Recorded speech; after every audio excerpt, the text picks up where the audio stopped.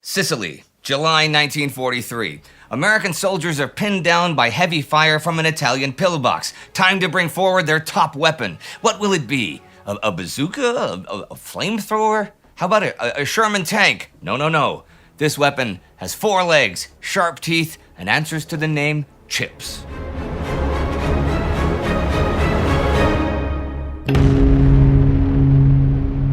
I'm Indy Neidell. Welcome to a World War II in real-time special about dogs in World War II.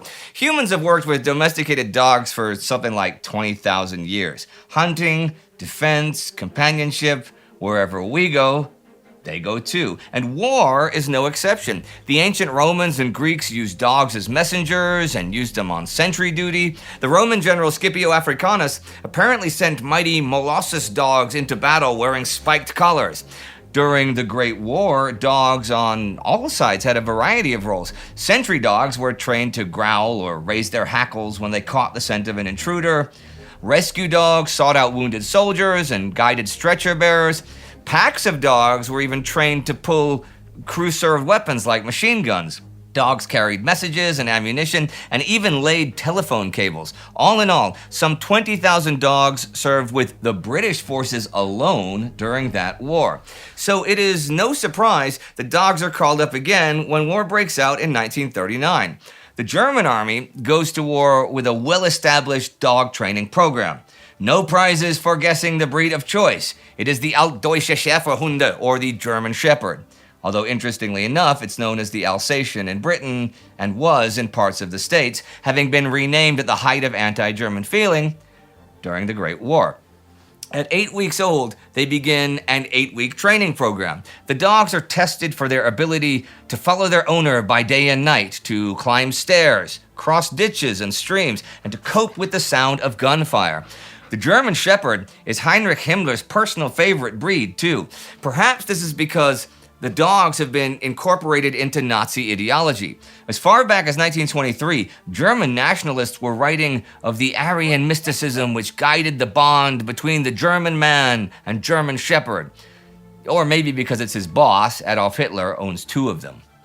Each of Himmler's concentration and death camps have a dedicated detachment of SS dog handlers. They use German Shepherds and Wolfhounds. The animals are kept in comfortable accommodation, and their SS handlers pet them and play with them, but the dogs are trained to savagely attack any prisoners who try to escape, or sometimes, just because the guards feel like it, they'll set the dogs loose. With a quick word or a gesture, they will maim or kill men, women, and children. They may be enemies on the battlefield, but the Germans and the Soviets agree on something. They're both fans of the German Shepherd. The Soviets prize the dog for its physical strength and responsiveness to instruction. The Red Army has been training dogs since 1926, and somewhere in the region of 40,000 will have served by the end of this war. There's one particular group of dogs that you've probably heard of, the anti-tank dogs. These are dogs with anti-tank mines strapped to their backs in a pouch. They're trained to expect food underneath tanks so that in battle they'll run under panzers and detonate their explosives. Which is pretty depressing to think about. Like, not only do these dogs get blown to pieces, but the last thing that goes through their mind is probably disappointment at not getting fed.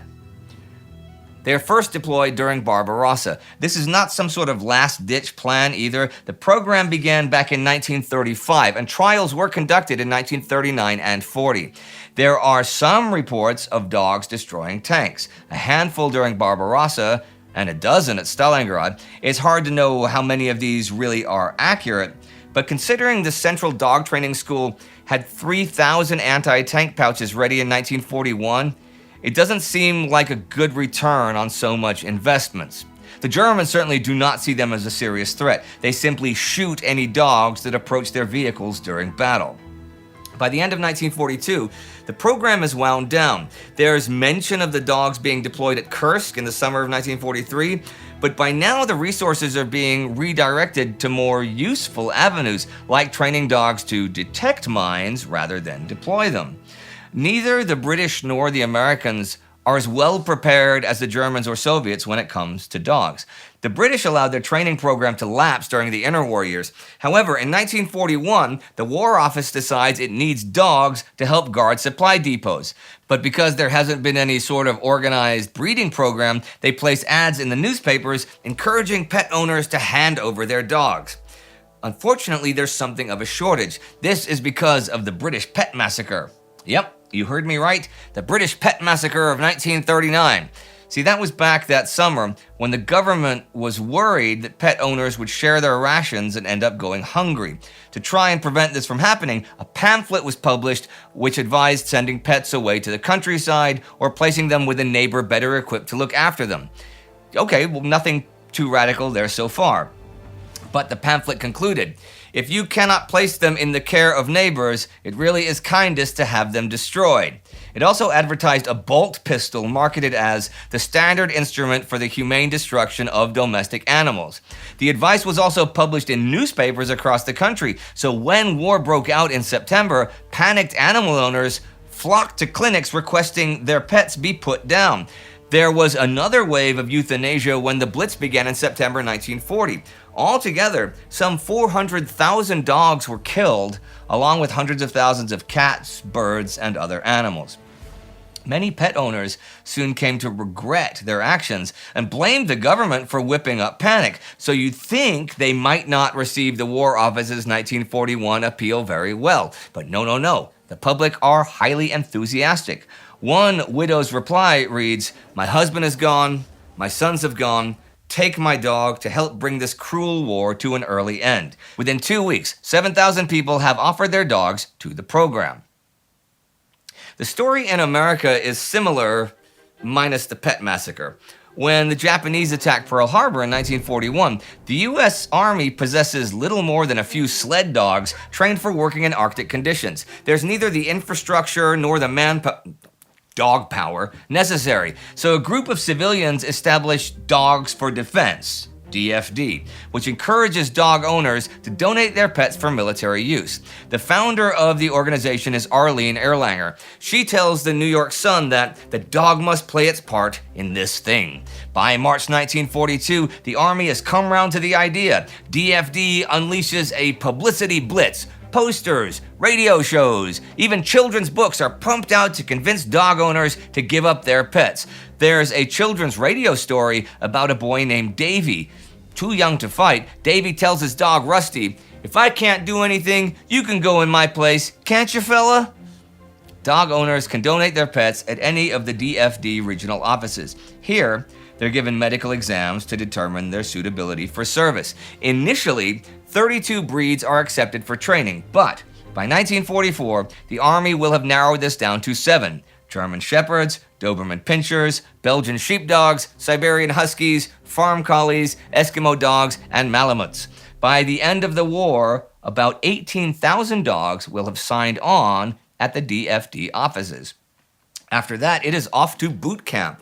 These training centers are run by the Army's newly established Canine Corps. The dogs begin with obedience. They must learn to follow verbal commands and hand signals. Then it's mobility. They jump, crawl, swim, and climb their way through assault courses. They learn to ride in jeeps, wear gas masks, and are desensitized to the sound of gunfire. Just like human recruits, the dogs then go on to specialist training. Scout dogs are trained to work off the leash. Walking 30 to 40 yards ahead, they learn to alert their handlers to enemy presence. Each dog has 2 collars, one for work, one for rest. That way, the dogs know when things are serious. Of those 18,000 dogs, some 10,000 pass training and are accepted for service. Some of the war dogs display real heroism. American newspapers regularly report the latest heroics of the DFD dogs. Perhaps the most famous is a German Shepherd and Husky mix named Chips. He's the dog I mentioned at the beginning. Chips serves in North Africa for Operation Torch. Then, during Operation Husky, the invasion of Sicily in the summer of 1943, he apparently single-pawedly takes down an Italian pillbox. His story will be immortalized in a book by Mabel Harmer published in 1945. Here is what she will say about Chips and the attack on the pillbox. And keep in mind, this is probably just a little bit exaggerated for effect. The soldiers threw themselves upon the sand in order to escape the hail of bullets, but not Chips. With a total disregard of anything the enemy had, Chips charged the hut and came out with one Italian by the throat and 3 others holding their hands high above their heads. Chips will end up being the most decorated dog in this war. Yep, dogs can win medals too. By the end of this year, Chips will have been awarded a Purple Heart, a Silver Star, and the Distinguished Service Cross. This will upset some of the human recipients of the Purple Heart, and in 1944, dogs will be prohibited from receiving decorations. In the UK, this problem is sidestepped by creating a separate award for animals. The first Dickon Medal will be awarded December 1943. 18 dogs will end up receiving the award for their work during the war. These will include the Alsatians Jet and Irma, who assisted with finding survivors in the Blitz, Antis, who accompanied his Czech master on flights with the RAF, and Judy, who kept morale up in a Japanese POW camp.